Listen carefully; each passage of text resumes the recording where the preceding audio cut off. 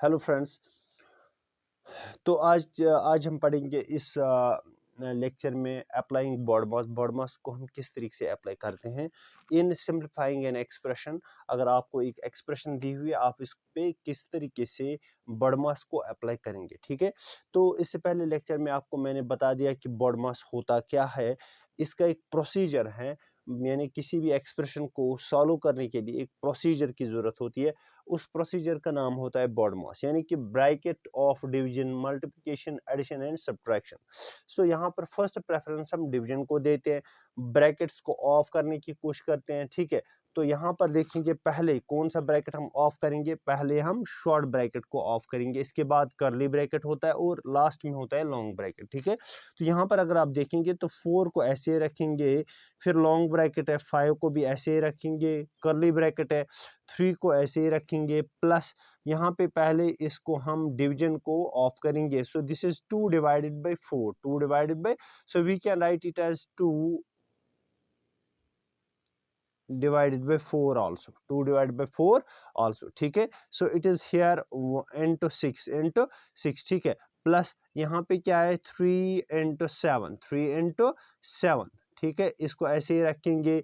ठीक, इसके फिर यहाँ पे सब्ट्रैक्शन, फिर है 8, यहाँ पे डिवाइड 8 को ऐसे भी रखेंगे। ठीक है, डिवाइड बाई 8, फिर plus 1 minus 3 into 6 divide by 3, फिर है -5 और इसके बाद कर्ली ब्रैकेट क्लोज, फिर +4, इसके बाद लॉन्ग ब्रैकेट क्लोज। ठीक है, तो यहाँ तक आपको क्लियर हो गया। अब आप डिवीजन को यहाँ पे एलिमिनेट करेंगे पहले, तो 4 into 5 curly bracket 3 plus 2/4, this is 2 1s and 2 2s। ठीक है, तो यहाँ पे क्या बचता है, यहाँ पे बचता है 1/2, 1 बाई इंटू क्या है 6। ठीक है, प्लस 3 into 7, यहाँ पे 8 और 8 कैंसल, तो यहाँ पे बचेगा 3 into 7, दिस इज ऐसे हम रखेंगे फिलहाल। -8/8 इज 1 प्लस 1 माइनस 3 इंटू यहाँ पे 3 1s 3 2s। ठीक है, तो यहाँ पे क्या बचता है 2 -5, फिर है कर्ली ब्रैकेट क्लोज, +4, फिर है लॉन्ग ब्रैकेट क्लोज। ठीक है, तो ये आता है यहाँ तक।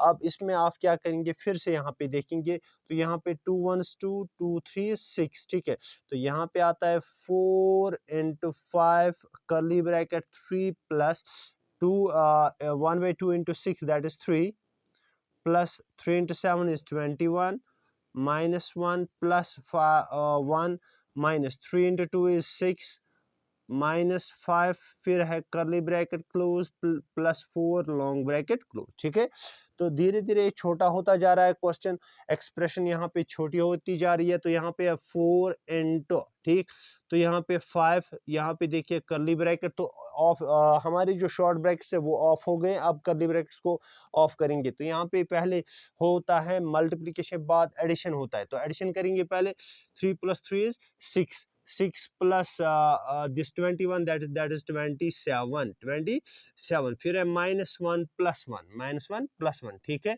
-1 + 1 -6 फिर है -5 और यहाँ पे +4, फिर लॉन्ग ब्रैकेट ऑफ। ठीक है, तो 4 into 5, 27 + 1, दिस इज +1, 27 + 1 is 28। ठीक है, अब यहाँ पे -6 -5 -1, 6 + 5 11, 11 + 1 is 12, तो दिस इज -12। ठीक है, फिर यहाँ पे +4, बात समझ में आ रही है।